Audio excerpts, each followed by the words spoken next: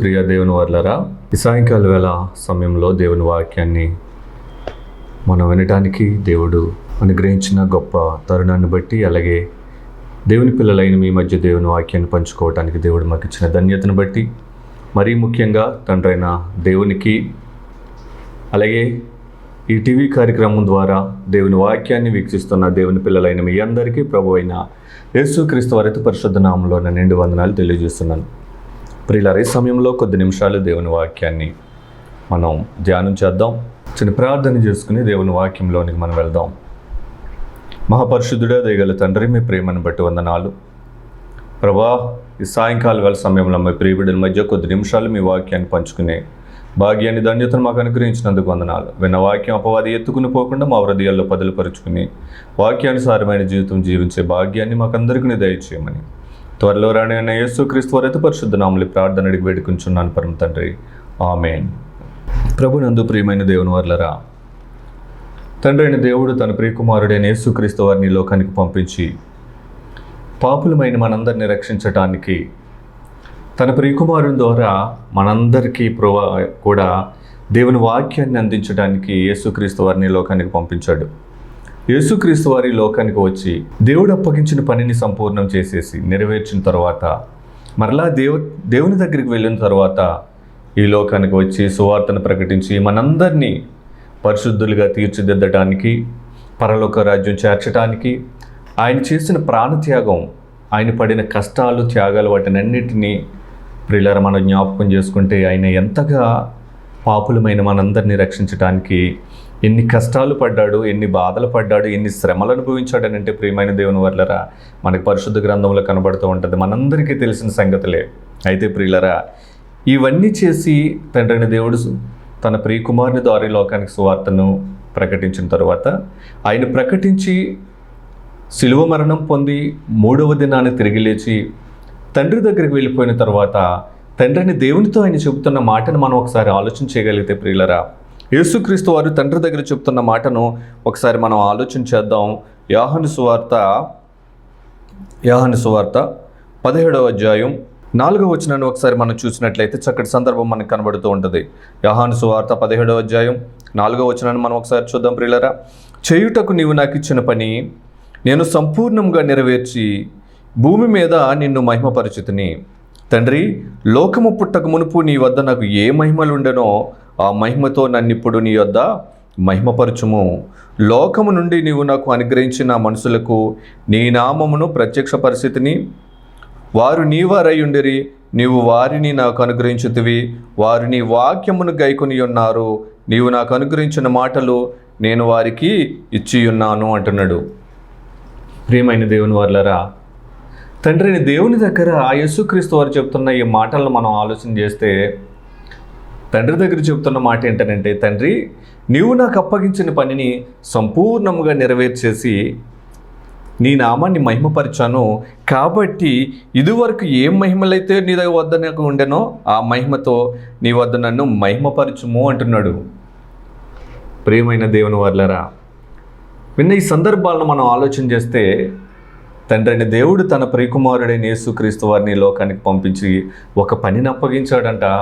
ఆ పనిని సంపూర్ణం చేసేసి తండ్రి దగ్గర చెబుతున్న మాట ఏంటంటే, నీవు నాకు అప్పగించిన పనిని సంపూర్ణంగా నెరవేర్చేసి నీ నామాన్ని మహిమపరిచాను, కాబట్టి ఇదివరకు ఏ మహిమలైతే నీ వద్ద పొందుకున్నాను ఆ మహిమతో నన్ను ఇప్పుడు గణపరచు తండ్రి అని అడుగుతున్నాడు. ప్రియమైన దేవుని వల్ల ఈ విన్న వాక్యాన్ని మనం ఆలోచన చేస్తే తండ్రిని దేవుడే యేసుక్రీస్తు వారిని లోకానికి పంపించటం, ఈయనకు ఒక పనిని అప్పగించటం, ఆ పనిని ఈయన నెరవేర్చి మళ్ళీ తండ్రి దగ్గర అప్పగించిన పనిని నెరవేర్చేసాను తండ్రి అని చెప్పుకోవడం మనం ఆలోచన చేస్తే ఆయన ఏ పని అప్పగించాడు కుమారునికి, కుమారుడు ఏ పనిని సంపూర్ణంగా నెరవేర్చి తండ్రి దగ్గర చెబుతున్నాడని మనం ఆలోచన చేస్తే ప్రియులరా, అదే సందర్భం మనం చూస్తే 17వ అధ్యాయం 14వ వచనంలో మనకు కనబడుతూ ఉంటుంది.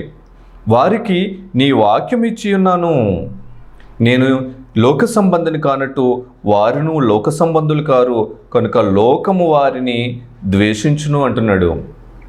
యేసుక్రీస్తు వారట ఈ లోకానికి వచ్చి పనినంతటిని సంపూర్ణం చేసి తండ్రి దగ్గరగా చెప్తున్న మాట సంపూర్ణం చేశానని చెప్తున్నాడు. ఎలా సంపూర్ణం చేశాడు అని అంటే, వారికి నీ వాక్యం ఇచ్చాను తండ్రి అని చెప్తున్నాడు. ఏం చెప్తున్నాడట? తండ్రి, వారికి నీ వాక్యం ఇచ్చి ఉన్నాను. ఈ లోకంలో బ్రతుకుతున్న మానవులైన మనందరికీ ప్రియులరా ఎన్నో సమస్యలు ఉంటాయి, ఎన్నో బాధలు ఉంటాయి, ఎన్నో ఇరుకులు, ఇబ్బందులు, ఎన్నో అవసరతలు కలిగి ఈ భూమి మీద పుడుతున్న ప్రతి మనిషి ఎన్నో సమస్యలతో బ్రతుకుతున్నాడు, ఎన్నో అవసరతలు కలిగి ఉన్నాడు, ఎన్నో ఇబ్బందుల్లోగా ఉన్నాడు.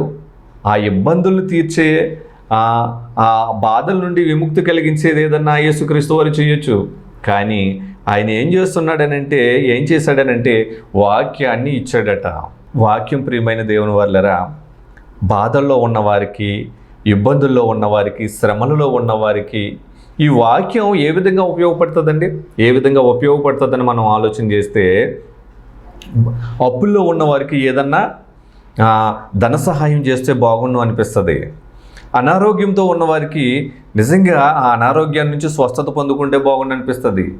ఏ సమస్య అయితే ఉందో ఆ సమస్య నుంచి బయటపడితే బాగుండని ప్రతి మానవుడు, ప్రతి మనిషి ఆలోచన కలిగి ఉంటాడు. అయితే ప్రియమైన దేవుని వల్లరా, తండ్రి అయిన దేవుడు తన కుమారుని ద్వారా మనకిచ్చిన ఆశీర్వాదం, ధన్యత ఏంటనంటే వాక్యాన్ని ఆయన మనకిచ్చాడట.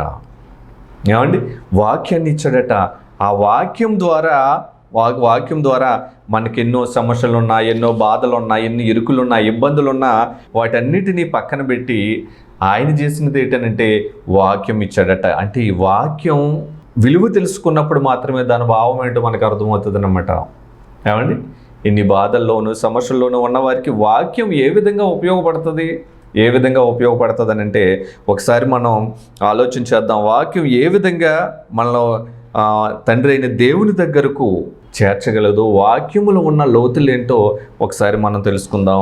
యోహాను సువార్త 5వ అధ్యాయం 39వ వచనాన్ని ఒకసారి మనం చూద్దాం. యోహాను సువార్త 5వ అధ్యాయం 39వ వచనాన్ని ఒకసారి మనం చూద్దాం. ఆయన ఎవరిని పంపెనో ఆయనను మీరు నమ్మలేదు గనుక మీలో ఆయన వాక్యము నిలిచి ఉండలేదు. లేఖనముల యందు మీకు నిత్య జీవము కలదని తలంచుచు వాటిని పరిశోధించుచున్నారు, అవే నన్ను గూర్చి సాక్ష్యమిచ్చుచున్నవి అంటున్నాడు. యేసుక్రీస్తు వారు మనకిచ్చిన ఈ వాక్యంలో నుండి, లేఖనాలలో నుండి ప్రియమైన దేవుని వాళ్ళరా, వాక్యం వల్ల, లేఖనాల వల్ల మనకి వచ్చేదేంటి, మనకు వచ్చే లాభం ఏంటి, మనం పొందుకునే లాభం ఏంటని మనం ఆలోచన చేస్తే ఈ లేఖనాల్లో ఏముంది అని చెప్తున్నాడు అంటే నిత్య జీవం ఉంది అని చెబుతున్నాడు. యేసుక్రీస్తు వారు మనకిచ్చిన ఈ వాక్యములు ప్రియమైన దేవుని వాళ్ళరా నిత్య జీవం ఉందట. అందుకే లేఖనముల యందు నిత్య జీవం ఉందని మీరు తలంచుచు వాటిని పరిశోధించండి అంటున్నాడు. లేఖనాల్లోనే నిత్య జీవం ఉందట. అందుకోసమే ఆ వాక్యాన్ని మనకి ఇచ్చాడు అని అంటే నిత్య జీవాన్ని దేవుడు మనకి కుమారుని ద్వారా అనుగ్రహించాడని మనం తలంచాలి. ఏమండి? కుమారుని ద్వారా దేవుడు నిత్య జీవాన్ని మనకి ఇచ్చానంటున్నాడు. అది ఎటువంటిదనంటే ఒకసారి యాకోబు పత్రిక మనం ఒకసారి చూద్దాం. యాకోబు పత్రిక 1వ అధ్యాయం 21వ వచనాన్ని ఒకసారి చూద్దాం ప్రియులారా. ఎందుకనగా నరుని కోపము దేవుని నీతిని నెరవేర్చదు, అందుచేత సమస్తమైన కల్మషమును విర్రవీగుచున్న దుష్టత్వాన్ని మాని లోపల నాటబడి మీ ఆత్మలను రక్షించుటకు శక్తిగల వాక్యమును సాత్వికముతో అంగీకరించుడి అంటున్నాడు.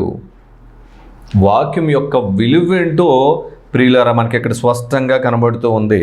ఈ వాక్యమట సమస్తమైన కల్వసమును విర్రవీగుచున్న దుష్టత్వాన్ని వదిలిపెట్టేసి లోపల నాటబడి మీ ఆత్మను రక్షించుటకు శక్తి గల వాక్యమును సాత్వికంతో అంగీకరించండి అంటున్నాడు. ఈ వాక్యం ఎంత శక్తి గలదనంటే మన ఆత్మను రక్షించే ఈ సాత్వికమైన వాక్యాన్ని సాత్వికంతో అంగీకరించండి అంటున్నాడు. వాక్యాన్ని సాత్వికంతో అంగీకరించండి. ఎందుకు అంగీకరించాలంటే మన ఆత్మలను రక్షించేది వాక్యమేనట ప్రియమైన దేవుని వాళ్ళరా. ఆత్మలను రక్షించేది వాక్యమే కనుక ఆ వాక్యాన్ని సాత్వికంతో మీరు అంగీకరించండి. ఎలాగ అంగీకరించమంటున్నాడంటే మనలో ఉన్న కల్మషాన్ని, విర్రవీగుచున్న దుష్టత్వాన్ని, వాటిని అన్నిటినీ వదిలిపెట్టేసి వాక్యానికి ఇచ్చే విలువను వాక్యానికి ఇవ్వమంటున్నాడు. అలాగే ఇంకా మనకు చెబుతున్న జాగ్రత్తలు ఏమిటని మనం ఆలోచన చేస్తే ఈ వాక్యాన్ని మనం తీసుకుంటున్నప్పుడు ఎలా ఉండాలని దేవుడు చెప్తున్నాడో ఆ సంగతిని కూడా మనం ఆలోచించేద్దాం.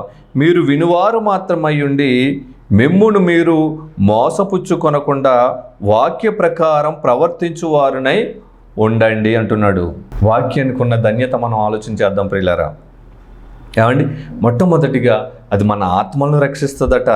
అందుకే యేసుక్రీస్తు వారు దాన్ని మనకిచ్చారు. అందుకే ఆ వాక్యాన్ని సాత్వికంతో అంగీకరించండి. అంగీకరించేటప్పుడు మీరు వినేటప్పుడు ఎలా వినాలో కూడా చెప్తున్నాడు. మీరు వినువారు మాత్రమై ఉండి మిమ్మును మీరు మోసపుచ్చుకొనకండి అంటున్నాడు. కేవలం వినేవారిగా మాత్రమే మనం ఉంటే ప్రియమైన దేవుని వల్లరా మనం మోసపోతామని చెబుతున్నాడు. వినేవారిగా మాత్రమే మనం ఉంటే మోసపోతామట. మరి ఏం చేయాలని వాక్యం చెప్తుందనంటే వాక్య ప్రకారం ప్రవర్తించే వారి వలె ఉండాలట. వాక్య ప్రకారం ప్రవర్తించే వారి వలె మన బ్రతుకులు ఉండాలని దేవుడు తన వాక్యం ద్వారా మనల్ని హెచ్చరిస్తున్నాడు. ఇంకా ఆ వాక్యానికి ఉండే శక్తి ఏంటో, పవర్ ఏంటో అనేది మనం ఆలోచన చేయగలిగితే మరొక సందర్భంలో మనం చూద్దాం. ఎబ్రిల్కి రాసిన పత్రిక 4వ అధ్యాయం 12వ వచనాన్ని కూడా ఒకసారి మనం పరిశీలన చేద్దాం ప్రియులరా. ఎబ్రిల్కి రాసిన పత్రిక 4వ అధ్యాయం 12వ వచనాన్ని ఒకసారి మనం చదువుదాం. ఎందుకనగా దేవుని వాక్యము సజీవమై బలము గలదై రెండొంచులు గల ఎటువంటి ఖడ్గము కంటెనో వాడిగా ఉండి ప్రాణాత్మను కీళ్లను మూలుగులను విభజించునంత మట్టుకు దూరుచు హృదయం యొక్క తలంపులను ఆలోచనలను శోధించుచున్నది. వాక్యానికి ఉండే శక్తి ఏంటి, పవర్ ఏంటని మనం ఆలోచన చేస్తే వాక్యాన్ని దేనితో పోలుస్తున్నాడు అని అంటే ప్రియమైన దేవుని వారలారా, ఈ వాక్యమట సజీవము గలది, సజీవమైన బలము గలదై రెండొంచులు గల ఎటువంటి ఖడ్గము కంటెనో వాడిగా ఉండి ప్రాణాత్మలను కీళ్లను మూలుగను విభజించునంత మట్టుకు దూర్చు హృదయం యొక్క తలంపులను ఆలోచనలు శోధించుచున్నది అని చెబుతున్నాడు. ఒక వాక్యాన్ని ఒక చేత పట్టుకుని రెండొంచులు గల ఖడ్గాన్ని చేత పట్టుకుంటే రెండొంచులు గల ఖడ్గము కంటే కూడా దీని శక్తి ఎటువంటిదనంటే ఎలాగా అది ఆ ఖడ్గం పనిచేస్తుందనంటే ప్రియులరా ప్రాణాత్మలను కీళ్లను మూలుగును విభజించునంత మట్టుకు దూరుచున్నది అంటున్నాడు. హృదయం యొక్క తలంపులన్నిటినీ ఆలోచనలు శోధించుచున్నది అంటున్నాడు. ఈ వాక్యం చేసే పని ఏంటనంటే ప్రియులరా, అది ఎంతవరకు అది మన జీవితాలకు మేలుకరంగా ఉంటుంది. ఈ వాక్యం మన జీవితాలను ఎంతవరకు మార్చగలుగుతుంది, ఎలా మార్చగలుగుతుంది అని మనం ఆలోచన కలిగితే ఆ వాక్యాన్ని కనుక మనం మొదటిగా చదువుకున్నట్లు యాకోబు పత్రిక చదువుతున్నట్లు సాత్వికముతో ఆ వాక్యాన్ని మనం అంగీకరిస్తే మనం కేవలం వినువారు మాత్రముగా మనం ఉండకుండా వాక్య ప్రకారము ప్రవర్తించువారిగా మన బ్రతుకులు కనుక ఉంటే ప్రియమైన దేవుని వారలారా, ఈ వాక్యం మనల్ని ఎలా శోధిస్తుంది అంటే రెండొంచులు గల వాడైన ఖడ్గము కంటే కూడా ఎక్కువ శక్తి గలదై ఇది మన మూలుగులను ఆత్మలను ప్రాణాత్మలను శోధిస్తుందట. వాక్యం యొక్క శక్తి ఏంటో చెబుతున్నాడు ప్రియమైన దేవుని వారలారా. అది మనకి పరలోక రాజ్యాన్ని చేర్చేదట. వాక్యం మనకు నిత్య జీవాన్ని ఇచ్చేదట. ఈ వాక్యం ఇది రెండొంచులు గల ఖడ్గము కంటే పదునైనదట ప్రియమైన దేవుని వారలారా. కాబట్టి ఆ వాక్యాన్ని సాత్వికంతో అంగీకరించమంటున్నాడు. ఎలా అంగీకరించమంటున్నాడు అంటే కేవలం వినువారు మాత్రమే మీరు ఉండొద్దు, వాక్య ప్రకారం ప్రవర్తించేవారుగా మనం ఉండాలట. వాక్య ప్రకారం మనం ప్రవర్తించే వారిగా మనం ఉండాలట ప్రియమైన దేవుని వారలారా. ఏమండి, దేవుని సన్నిధికి వెళుతున్నాం, వస్తున్నాం, వాక్యాన్ని వింటున్నాం అంటే ప్రియమైన దేవుని వారలారా, వినటం వేరు, ఆలకించడం వేరు, మన హృదయాలు స్పందించటం వేరు. విన్న వాక్యం మన హృదయాల్లో ఫలిస్తుందో లేదో అన్నదాన్ని మనముగానే పరిశీలన చేసుకోవాల్సిన అవసరం ఎంతైనా ఉంది. అందుకే వినువారు మాత్రమై మీరు ఉండొద్దు, వాక్యానుసారంగా ప్రవర్తించేవారమై మనం ఉండాలట. ఇలా మనమందరం కూడా వాక్యాన్ని మనమందరం మన హృదయాల్లో వాక్యం అనేది లేకపోతే మన బ్రతుకులు మనం మార్చుకొనకపోతే, వాక్యం ద్వారా మన బ్రతుకులను మార్చుకొనకపోతే మనమందరం మరలా దేవుని దగ్గర లెక్కప్ప చెప్పుకునే వారుగా మనం ఉండాలి. ఏమండి, మనందరం కూడా దేవుని దగ్గర లెక్కప్ప చెప్పుకోవాలట ప్రియమైన దేవుని వారలారా.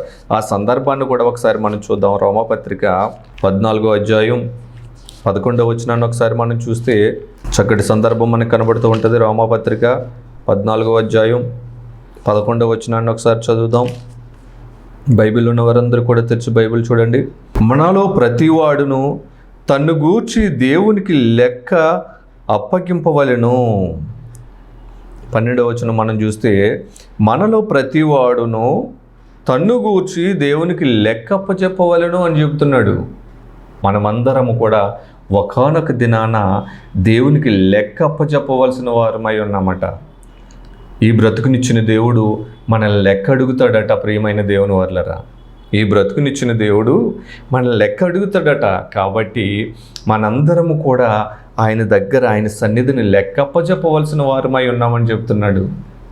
దేవుడు మనకిచ్చిన ఈ ఆయుష్కాలం, ఆరోగ్యం, ఐశ్వర్యం ఏ స్థితినిచ్చాడో, ఎటువంటి పరిస్థితుల్లో మనం బ్రతుకుతున్నామో ప్రియమైన దేవుని వర్లరా, వీటినన్నిటినీ బట్టి తండ్రి ముందు నిలవబడి మనం దేవునికి లెక్క అప్పచెప్పాలట. ఏమండి, లెక్క అప్పచెప్పినప్పుడు ప్రియులరా ఏం జరుగుతుందో ఒకసారి మనం చూద్దాం. లెక్క అప్పచెప్తున్నప్పుడు ఏం జరుగుతుందో చూడండి. రోమాపత్రిక 8వ అధ్యాయం 34వ వచనాన్ని కూడా ఒకసారి చూద్దాం. రోమాపత్రిక 8వ అధ్యాయం 34వ వచనం ఒకసారి చదువుదాం. శిక్ష విధించువాడెవడు? చనిపోయిన క్రీస్తు యేసే. అంతేకాదు మృతులలో నుండి లేచిన వాడును, దేవుని కుడిపార్శ్వమున ఉన్నవాడును, మన కొరకు విజ్ఞాపనం కూడా చేయవాడును ఆయనే అని చెబుతున్నాడు. ఇందాక మనం ఏం చదువుకున్నామనంటే, మనమందరము క్రీస్తు న్యాయపీఠం ఎదుట ప్రత్యక్షము కావలెను. ఏమండి, మనమందరము క్రీస్తు న్యాయపీఠం ఎదుట ప్రత్యక్షం కావాలి. 2 కొరింథీయులకు రాసిన పత్రిక 5వ అధ్యాయం 10వ వచనం మనం చూస్తే, మనమందరం క్రీస్తు న్యాయపీఠం ఎదుట ప్రత్యక్షం కావాలి. రోమాపత్రిక 14వ అధ్యాయం 11వ వచనాన్ని మనం చూసినట్లయితే ప్రియులరా, మనలో ప్రతివాడును తన్ను గూర్చి దేవునికి లెక్క అప్పచెప్పాలి. దేవుని న్యాయపీఠం ఎదుట నిలవబడాలి. తండ్రిని దేవునికి మనం లెక్క అప్పచెప్పాలి. అదేవిధంగా ఇక్కడ శిక్షలు విధించేవానిగా ఎవరు కనబడుతున్నారనంటే, శిక్ష విధించేవాడెవడు? చనిపోయిన క్రీస్తు యేసు మనకు శిక్షలు విధిస్తాడట. చనిపోయిన క్రీస్తు యేసు శిక్షలు విధిస్తాడట. ఆయనలో ప్రేమను చూసాం, ఆయనలో కరుణను చూసాం, ఆయనలో దయను చూసాం, ఆయనలో త్యాగాన్ని చూసాం. వీటినన్నిటిని చూసిన మనం ఆయన ఒక శిక్షకుడిగా వస్తాడట. ఆయన శిక్షలు కూడా విధించేవాడిగా ఉంటాడట. ప్రేమామయుడే, దయామయుడే, అలాగే త్యాగాలు చేసిన మనందరి కోసం ప్రాణం పెట్టిన ప్రేమను చూపించిన ఆయనే ఈసారి శిక్ష విధిస్తాడట. ప్రియమైన దేవుని వర్లరా, మన బ్రతుకు ముగించిన తర్వాత ప్రియులరా, వీటన్నిటికీ మనం సిద్ధపడి ఉండాలి. మొట్టమొదటిగా మనం ఆ న్యాయపీఠం ఎదుట ప్రత్యక్షం అవ్వాలి. ఆయనకు లెక్క అప్పచెప్పాలి. క్రీస్తు వారు న్యాయపీఠం ఎదుట కూర్చుని ఆయనే ఈ లోకానికి తీర్పు తీరుస్తాడట.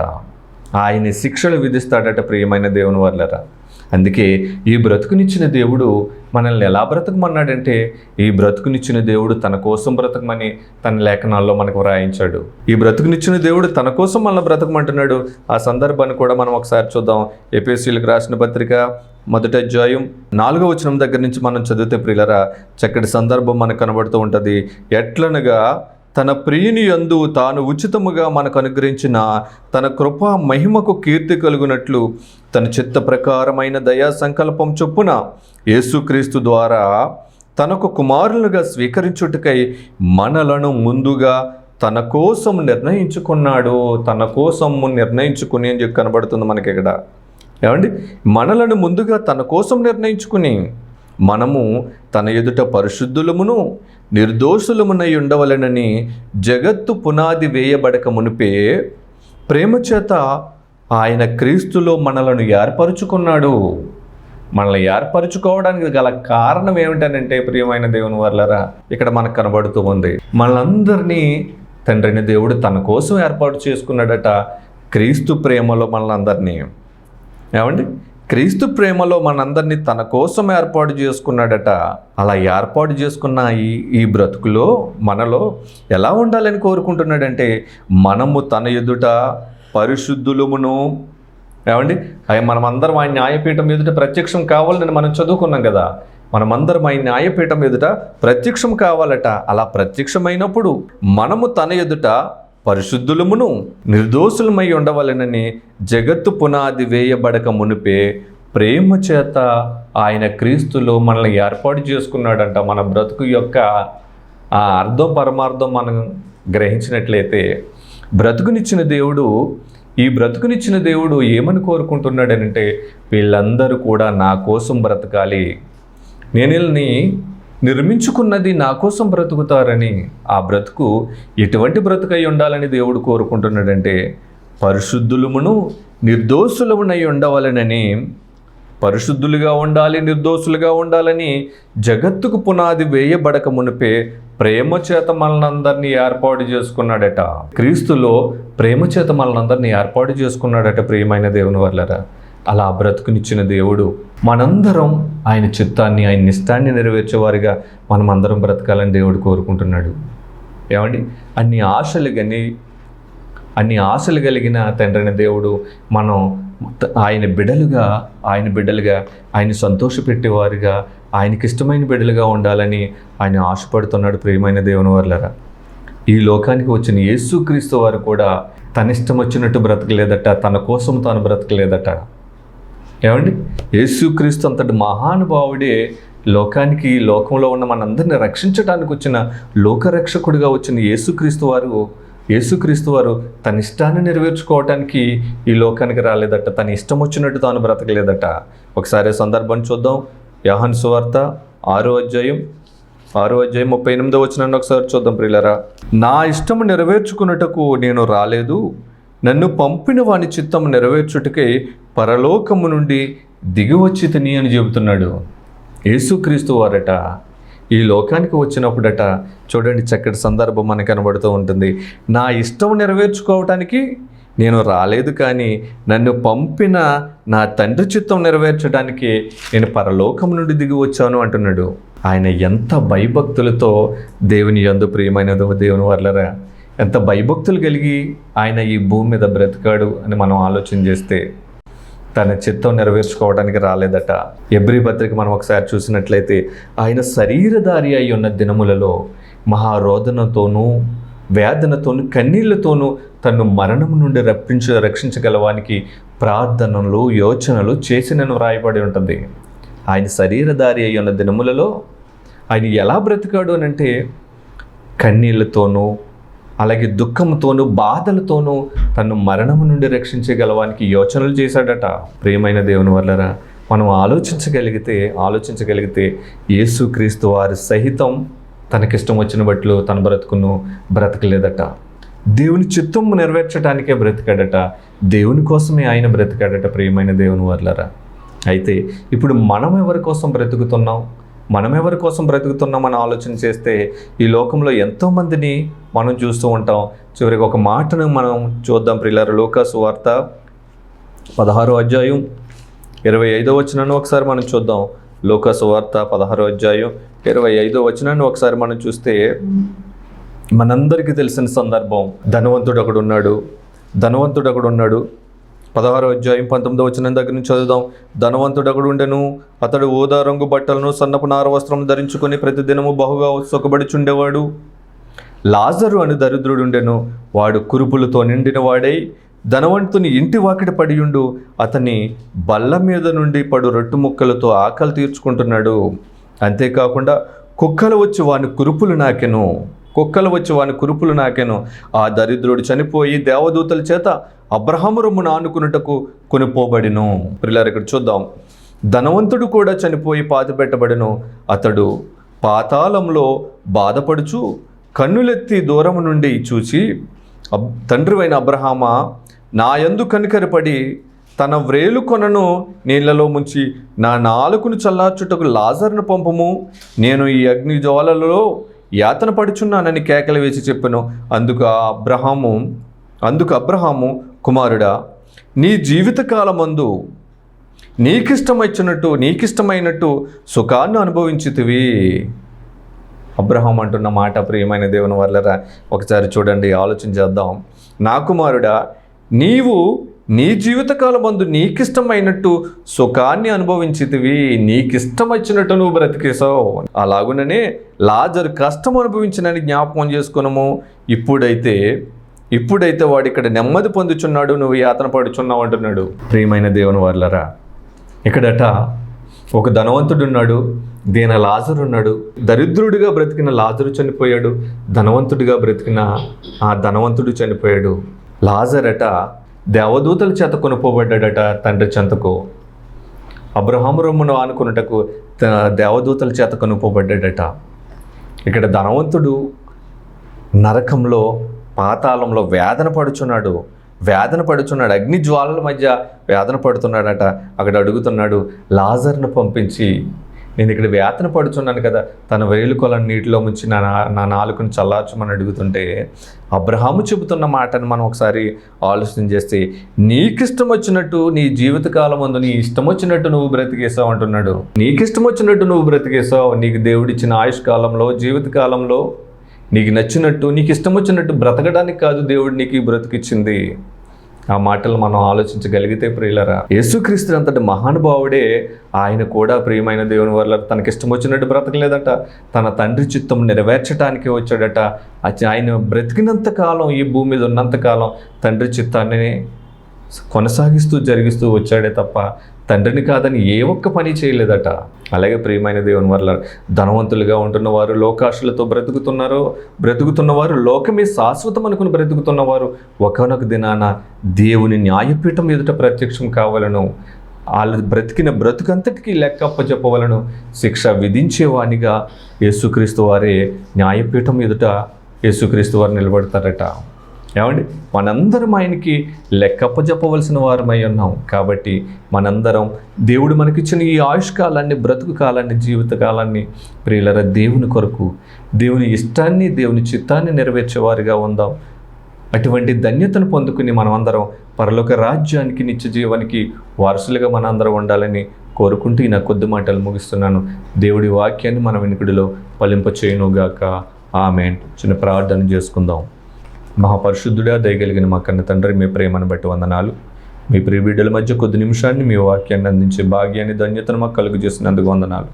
విన్న వాక్యం ప్రభా మా హృదయాల్లో ఫలించులాగున వాక్యానుసారమైన జీవితం మేము జీవించే భాగ్యాన్ని, ధన్యతను మాకు అందరికీ కలుగు చేయమని, ఈ వాక్యం ద్వారా ప్రభా ప్రతి బిడ్డ బలపరచబడటానికి కృప చూపించమని, చిన్ని ప్రార్థన మీ పాద సన్నిధికి చేర్చుకుని మా ప్రార్థనకు తగిన ప్రతిఫలం దయచేయమని యేసుక్రీస్తు వారి పరిశుద్ధ నామములో ప్రార్థన అడిగి వేడుకొంచున్నాను పరమ తండ్రి.